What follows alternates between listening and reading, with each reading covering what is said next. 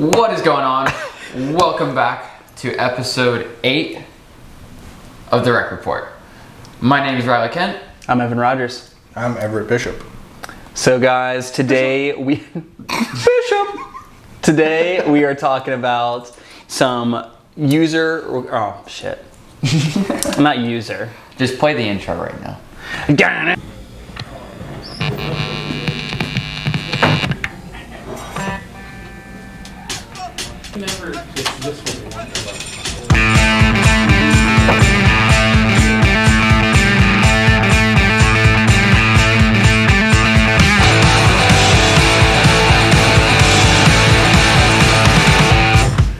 Hey, what's up?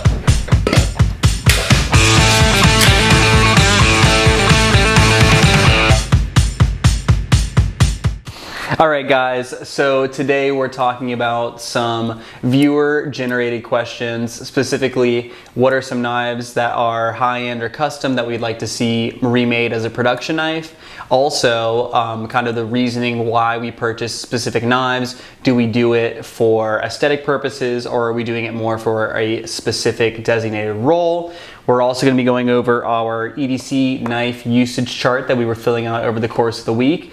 And we're going to be talking about what we want to see from Benchmade here in the coming year. So stick around. We'll have all that and more on this episode of the Rec Report. So the first question that we have today is brought to you from a viewer known as BC here on YouTube. Shout out to BC. He's been watching us since the beginning. Really appreciate the support and all the comments that you've left. So shout out, brother. So his comment, kind of generally paraphrased, is when you're buying a knife, are you buying it based more off of aesthetics and kind of finding a way to incorporate it into your EDC? Or are you looking for a niche in your EDC, whether it be your truck knife, your boat knife, your hiking knife, whatever, and then finding the best knife for that purpose? So I thought that was a really interesting question. Definitely. I like that a lot. I do buy knives specific to what I do, or as I get new knives, my old knives will become, they'll be for a different task. Yeah. I have a knife for when I'm mowing the grass because I don't care if it gets a little nasty and dirty. I have a knife for going into the woods, for backpacking, for fishing, for camping and hunting, all of them different. And then knife for going out, for trying to make it look nicer. And yeah, so it definitely is for the task. I definitely know that's true of you because a lot of the times when you see a handle color or something this side of the other, you'll say, oh, that'd be really good for blank. Whereas when I see it, I'm like, oh, I really don't like that color, or I don't like the way that color looks with that blade, or I really like that color. You know what I'm saying? So it's more of an aesthetic thing when I'm looking at it. Whereas when you see a bright orange handle Manix 2 lightweight, you're like, man, that would be sick for going out in the woods this coming hunting season and I'm not going to lose it, kind of deal. Definitely. Or fishing, whatever. So I know that's true of you. For me, like I said, I'm definitely more on that aesthetics track. Same. You know, like the stuff that I do with knives on a daily basis, I could do with pretty much any knife. Yep. So my big SOCOM Elite that I have, I just really freaking like the way that thing looks. The way it feels in my hand. You don't use it for what it's intended for? Oh, I'm not stabbing people with it. No. I'm not stabbing people with it. I'm not using it to pick the lock on a car and prime my way into anything. So no, I open up bags of steamed vegetables with it. Nice. But I bought it because I like the way it looks. And I think a lot of people are in that same boat, as much as we probably don't want to admit it. I know we talk about this a lot. Everyone wants a knife that they can shove into the side of a tree and pull themselves up with it. They want the strongest locking mechanism, the toughest steel, the this, that, and the other. They want it to be made out of the same thing that the freaking space station's made out of, but it's sitting on your desk and it's cutting envelopes for someone like me, you know? I just want my knife to match my pen and flashlight. Yeah, that's actually so true for you. Like, if it matches, I'm probably going to buy it. Yeah, I've seen that before. It's always purple. Or purple or orange these days. Yeah. Or combination of both. Which actually Especially moving to more towards Halloween. It looks good Today together. It's purple and orange. It looks really good together. Purple too.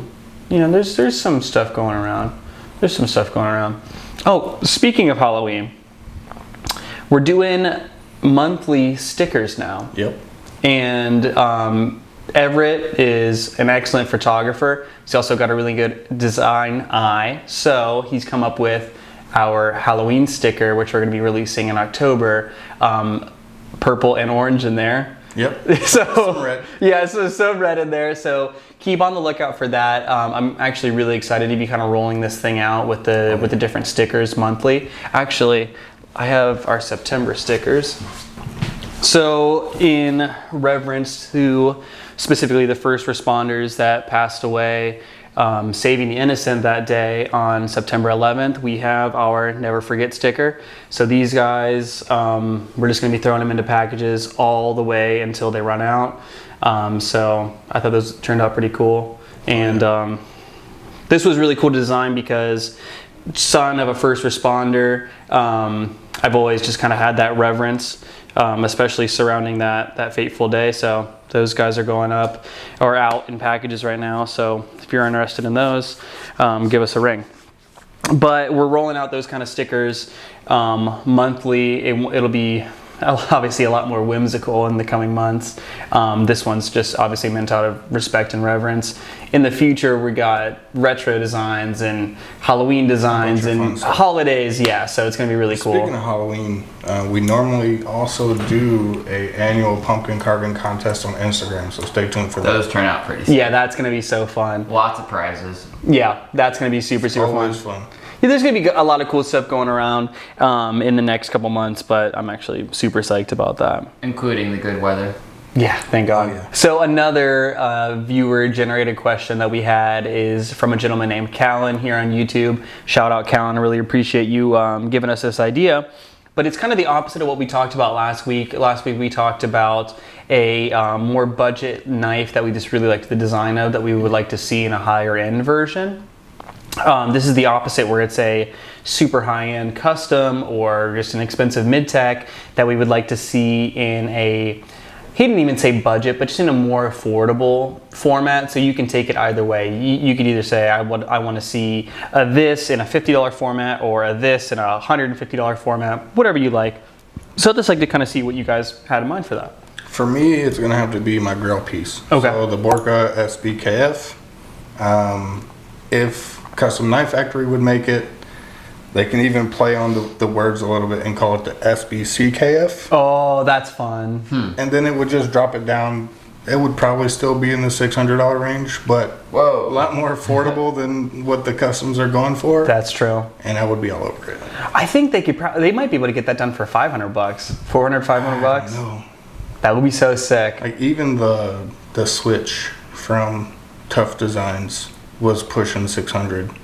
That's true. That's true.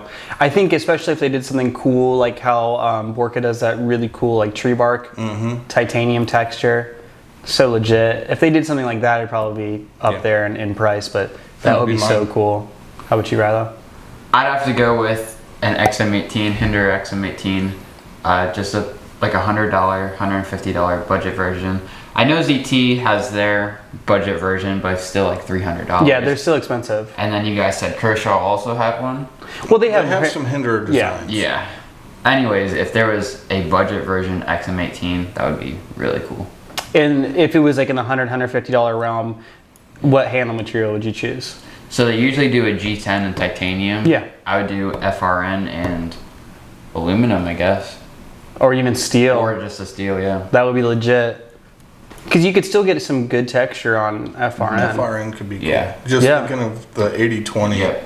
Yeah, Exactly. big How time. he's able to use FRN on such a solid built knife, that would be really cool. And he's actually a really big proponent of how strong FRN is in general, Demco is. Yeah. That we don't give it enough credit in general, which is kind of cool. Because I think we think of it as, oh, the Spyderco lightweight models, those must be weaker. They don't have liners, they must be weaker. And they might be. They might be weaker, but you're probably gonna exceed the amount of force that you can apply to the knife before you can snap it or break it anyway. It's pretty darn strong. Yeah, it's Most blades will snap before anything else. that's exactly right. Especially the kind of blades on Spydercos when they're tape rigged down throughout the whole length of the blade to be thinner at the end. So I think that would be really cool. For me, I would really like to see a Hoback Sumo. in a less expensive version. I probably wouldn't go all the way down to $150, $100. I'd probably say a $200, $250 region, because I think those knives are like $500. I've never priced them out, but I've handled them a lot, and I really like the way that knife feels. It's just really cool. It's a button lock. It's got a flipper, and the flipper is really well integrated where it kind of looks hidden. It's a really, really sweet knife. I think ZT, like we were talking about earlier, they would do an awesome rendition of that. And hear me out, I think Microtech could do a really good version of that. Yeah. And there's the Hoback has a lot of intricacy in the handle, but if Microtech took the silhouette and just wiped it clean and just made a clean black aluminum hardcoat anodized aluminum handle with the same lines but not all the different design work on it, $250. I'd buy one. 20 CV, like the Mordax and the Malibu, that would be legit. And I think probably the reason that connection comes to mind is that they just do button locks incredibly well.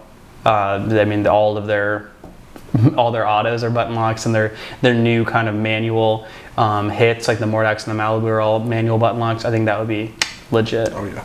So let us know down below what is a kind of high-end custom or mid-tech knife that you really like to see in a more affordable version. I'd love to hear what you guys have to say. So we started last week talking about what we'd like to see from specific manufacturers in the coming year.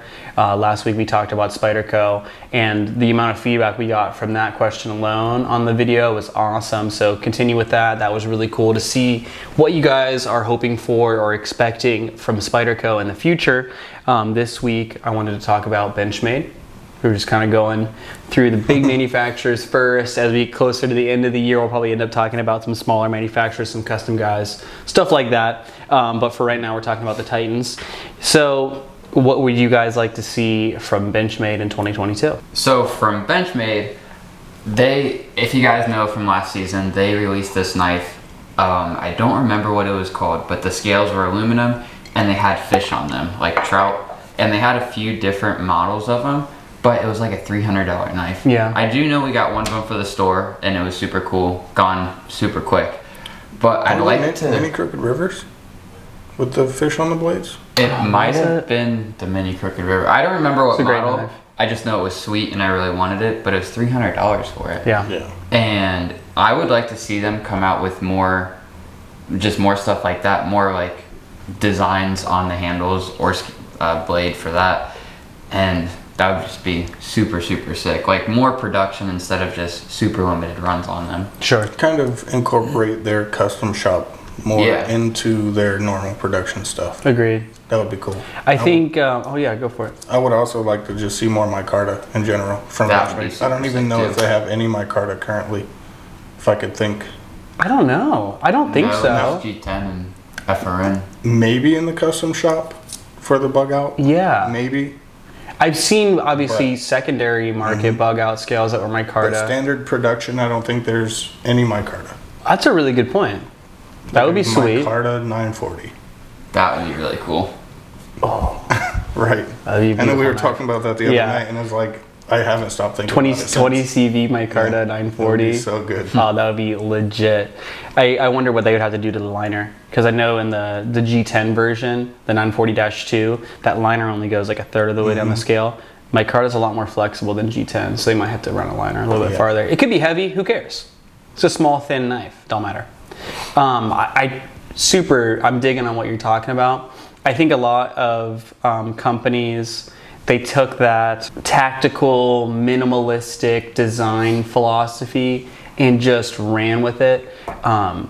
Sometimes it's fun to have a knife with a fish on the blade. You know, yeah. It's like we're not Just too. designs in general. Yeah, Anything. think about the case slip joints from back in the day. They had beautiful dyed bone or wood and gold engraving on the blade and designs of a canoe or a boat Yep. or a fish or a bear, whatever you wanted on the handle or on the blade, and they still did the job perfectly fine. So I think that would be super sweet, especially from a company that is like Benchmade, who is known. They've kind of positioned themselves in the market as like professional knives, knives for cops, knives for military professionals, knives for EMTs. But you know, having some more fun, whimsical, old school styling would be sweet. It kind of reminds me of Victorinox and their little Swiss Army knives. Yeah. They've got so many different models. Yeah. Models, I guess, it's if you want to endless. call it. Yeah. It's sweet. So if they would just do different series of different images to put on the handles or blades, it would be super cool. That would be legit. Victorinox doesn't carry there. It's like this one has cheese on it for whatever reason. Yeah. It's so random. Yeah. Tacos. Yeah. Just whatever picture they come up with. An avocado. But there actually is an Actually, avocado they're version. Exclusive ones too, like Cutlery Lever hat. Yeah. I remember the Smoky Mountain with the trash panda. Those are really fun. Yeah. That was a really fun idea. I think those are really cool. But yeah, absolutely. I think that would be super legit. I think for me, I love the direction that Benchmade's going with steels. The switch over to S30V, like we talked about weeks ago, obviously huge for Benchmade. But just releasing S90V and the bug out with carbon fiber scales. I forget what model number that is. 550 BK3 or something There's like too that. many Or numbers. 550-3 or something like that. And then M390 and the aluminum bug out and Crew Air and the new Adamus. I think awesome. Isn't it the Adamas? Who knows? Tomato. Benchmade reps. No one says tomato. If you're watching, please let us know down below. Is it Adamus or Adamus? Adamus is option 1. Adamus is number 2. Just let us know 1 or 2. 1 or 2. Yep. Click on the video. Click on the video for the full. But I think that is super cool. Definitely micarta from them would be awesome. I'd also really like to see an expansion in the bailout line. The Yeah, for bailout real. is an awesome knife. I think that they should offer it in different blade shapes. Yeah, I mean we've been offering regrinds on the bailout since it's came out. Yeah, and that's ever It's about popular. time that they introduce just a drop point version. Absolutely.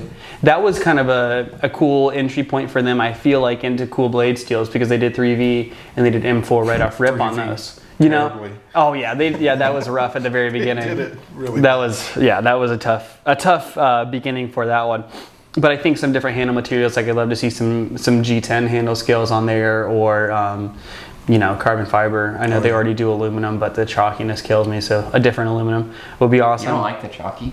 The green aluminum on the bailout. That's sweet. I don't like it. It feels like a chalkboard. Yeah, it gives me the I think it's pretty heebie-jeebies. cool. I know it smooths down too because I've seen a lot of used ones come through and like consignment versions that are a lot slicker and they feel better Really to hard me. to get to that point. Yeah, it just like I feel like if I rubbed my fingernail on it, I'd be like, oh. Yeah. But yes, what would you guys like to see from Benchmade in the coming year? Let us know. I'd really like to hear what you guys have to say, and who knows, maybe Benchmade's listening. All right, so last week we talked about rack roast. We said pre-orders coming soon.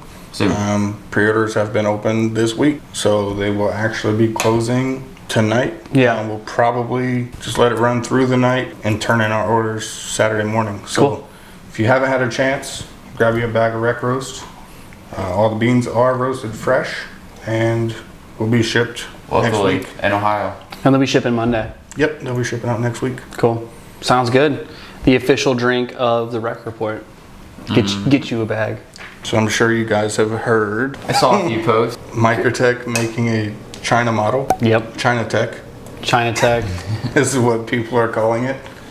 What are your thoughts? Do you think a strictly U.S. brand branching out making a Chinese model kind of dilutes what they're doing? I think, to me, I understand the struggle, especially on a model like the SOCOM. I know they're doing the SOCOM Bravo, which is a further elevated model from the custom shop, but how many times do we get called and emailed and text messaged and DM'd every week, people asking for SOCOMs and LUDTs? So those models, the way they're doing production now in Pennsylvania and in Carolinas, is obviously not fulfilling what they need, or fulfilling the need, I should say, not what they need. They're doing great for themselves. I know they're Right. opening up new plants in Florida and in Texas to produce more knives in the U.S. So I If think I'm not mistaken, I think the SOCOM is available to their LE program. it is.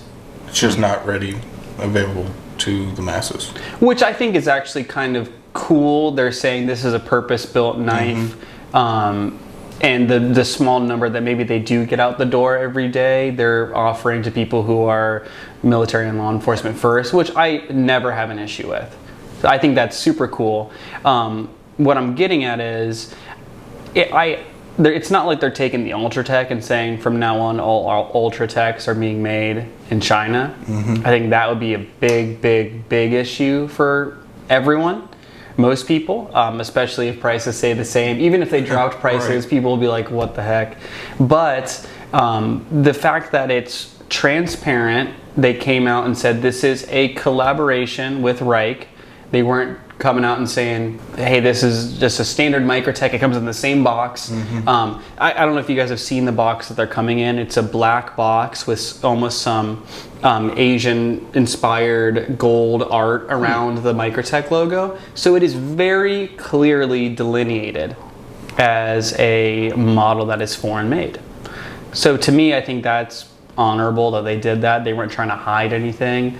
They're not taking a model off the shelves that was previously US and making it a Chinese model. They're not telling... They're just essentially taking a model that was $1,400, $1,700 and trying to make it a budget-friendly knife. Exactly. So more people can get it in their hands. Exactly. So I don't like, I would really dislike it if they were kind of going through, like if they shut down their North Carolina plant. Right. And they were saying, and they said, okay, now Rike or Riot or they can make 5 times the amount of knives that we can make at our American plant. All Microtechs are made over there now. That would be a huge issue. And I think that's kind of, I don't know, I think that's kind of almost how people reacted as if they were doing something like that. There's a lot of hate. People saying they're starting to sell their collections off because of this single knife. Wow. Yeah.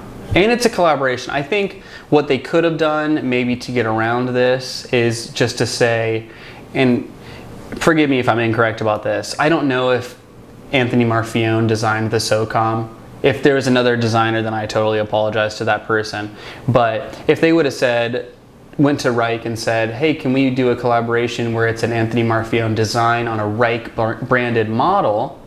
Or maybe if it had their logo on one side, Rike's logo on the other. Kind of like we were talking earlier with ZT and Hinderer. Exactly.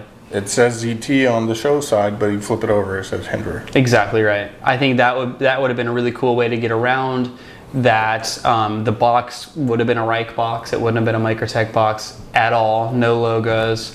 And it's just an Anthony Marfione design to get his knives in the hands of more people in the same way that a Vero or a Brian Brown or a Liang Ma or a Chavez. I think a lot of those guys are kind of the reasoning behind Tony stepping back and saying like, wow, these guys are really getting big doing this stuff. And for those guys, there's no way they can get to the 160, 170 employees that Microtech has, full-time employees, to be able to produce knives in the US at all.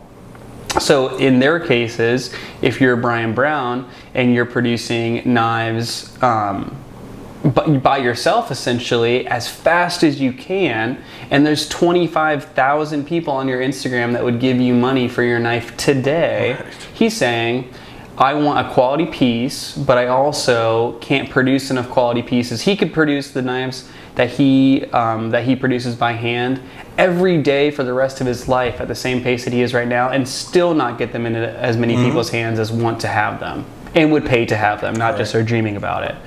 So I think that's kind of the direction that Anthony Marfione is thinking. He's like, this design is obviously freaking awesome. People love it.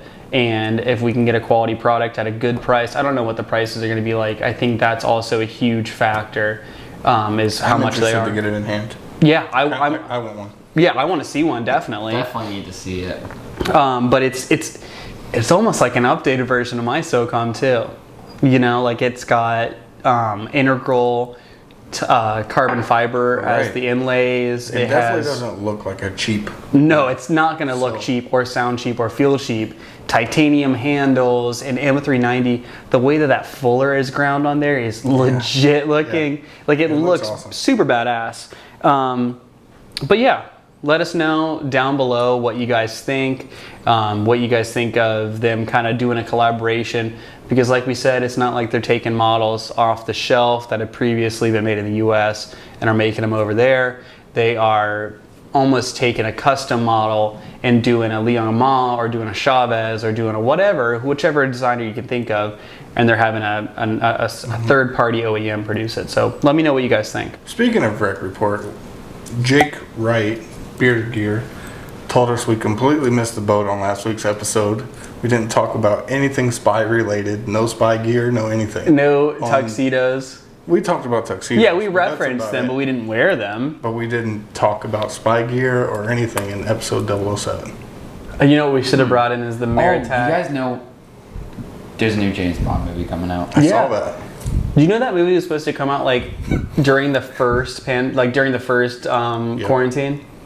Same with the new Top Gun. It was supposed to come out like I'm almost so 2 years for that ago. movie. I've been waiting. Like Top Gun is my all-time favorite movie. The James Bond series is my all-time favorite series. Yeah, It just keeps getting pushed back and back. Like it was. And his new Mission Impossible. Yeah, it was last year. Where does Jake live? California. Yeah. Jake, are you flying out? Jake To watch the new James Bond with us? Jake needs to come out and be on an episode. Or Yeah, that's what I we was could go to saying. him and have some sweet scenery. That's true. Ooh. Yeah, it depends on. Yeah, no, Jake, I'm going to California. Yeah. Jake, you stay right there. Or we could bring Jake here in the middle of winter so he can experience the terrible Ohio slush. He could actually No, I need to give get that out beard of a little bit of use, keep his face warm. Oh, dude, Jake has made me want to buy an airsoft gun. Did you guys watch his video about the M19? I want that. I want that so bad. Oh God. Hey, Jake, shout out to you, brother. You're awesome. Okay, so we did the EDC blade usage chart over the course of the week. Got it. And I know you have a bunch of pictures of the stuff that you use your knife for, right? I have one picture. I thought you were taking a bunch of pictures. I started, but then I stopped. Whatever. That would've been a good Anyway, idea. what's up? That would have been a great idea. I know. Mine would have just been the same picture over and over again, be opening the same box to take pictures of knives. But I hope you guys are doing it with us. If you were, down below, let us know what your knife usage looked like and then kind of what you gleaned from that experience and what you learned about kind of what knife you could actually get by with. So Everett, let's start with you, buddy. A specific day or just in general? Just in general trends. I cut way too much tape in the Yeah. custom shop. We're doing a lot of masking and stuff with high temp tape.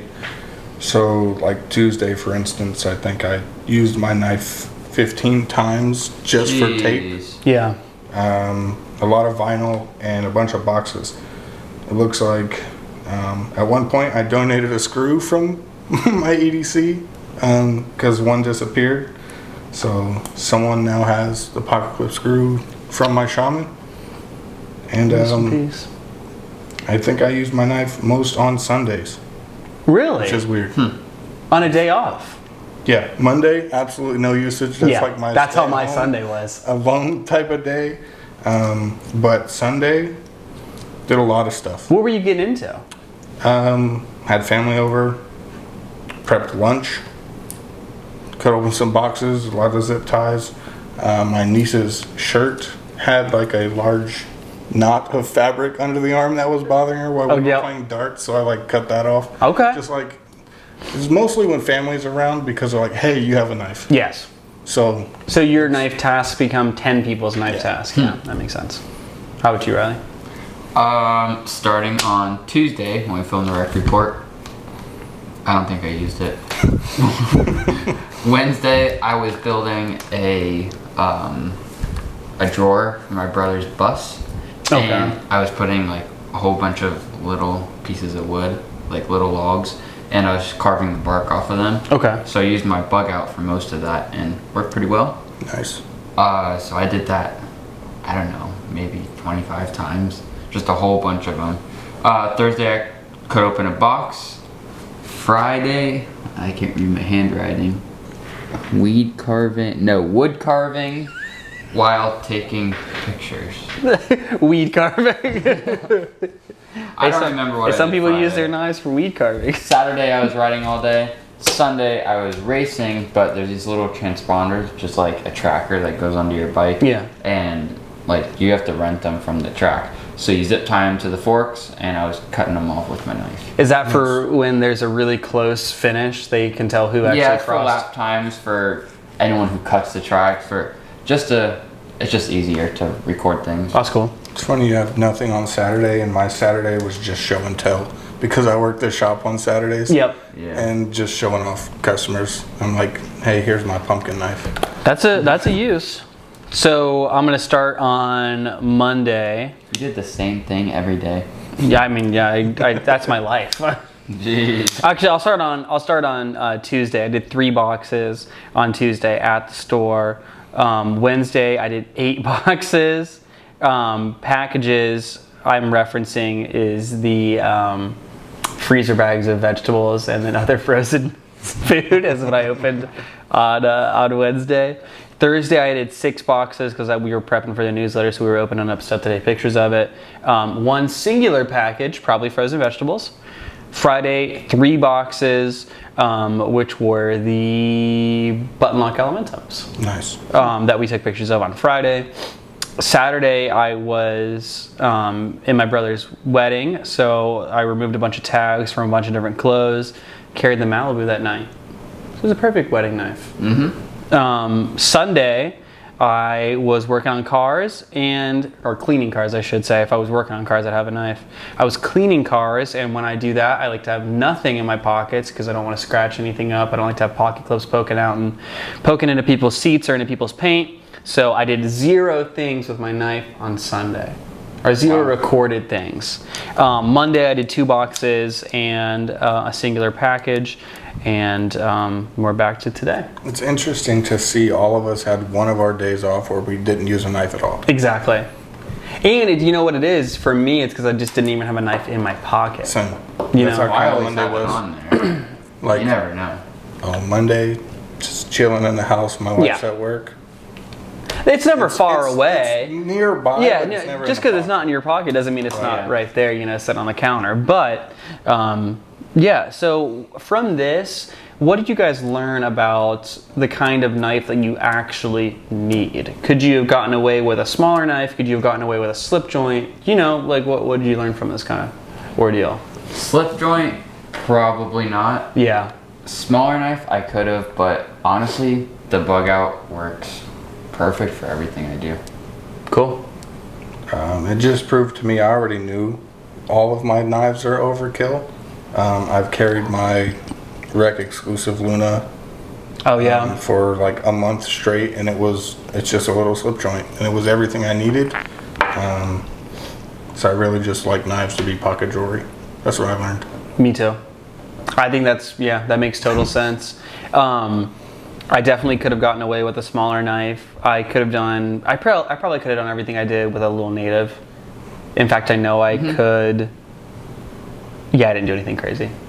You can cut tags with a 1-inch blade, So I could have gotten away with a little native. If you guys did follow along, or if you guys were just a little bit more aware of what you actually use your knife for this week, let us know down below kind of what you learned, what kind of knife you actually need, or if you're like Riley and you just always want to be prepared for any situation, so you carry a knife that you might not need for every situation, but when you do need it, it's good to have. So let us know down below, and I'm curious to see what you guys have to say. Have you got some Cerakote stuff for us?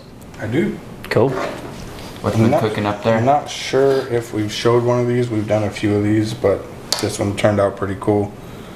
It is Stormtrooper S&G. That's so sick. Monkey Edge. So, oh yeah, all white scales, black blade and hardware. 3V Strider S&G. Super badass. I love Stormtrooper stuff. We'll get close up to these things. Rock on. Another Koenig. That was loud. Well, This one came partially modified. They had a copper wash blade on this one. He just wanted Magpul Stealth Gray handle scales with hardware to match as closely as possible to the blade. So we did a custom mix to kind of get that aged copper look. that actually looks really, really cool. The combination of pretty his work and that looks super awesome. You can't go wrong with a Koenig anyway. Just a couple projects. This is such a nice knife. I like that this Cerakote has a little bit of texture to it. It's probably my favorite in the dark gray that we have. Wow, that blade looks sweet too. We need to figure out his secret on that. It's the best sounding knife in the business right now. Cool. Thanks, brother. Yeah. And then lastly, we just want to know, what brands do you want to see us try to expand into? Yeah. We're trying every day, trying to find new brands and new products. So if you guys have any suggestions, shoot them in the comments. Absolutely. Yeah, like you said, we're always trying to give you guys what you want to see, whether it be content or product or this, that, and the other. So let us know down below. Also, we really appreciate all the support on these Rec Report videos. Check out the Rec Roast pre-order that's going on until the end of the day that this is posted on, which is Friday. And you guys got anything else? As long as the Rec Roast pre-orders go well, if we do a second round, mugs will be available. Okay, cool. Spill it out. Oh, don't give it away. Give it away. Anyway, guys, thank you so much. We'll talk to you guys in the next episode of the Rec Report.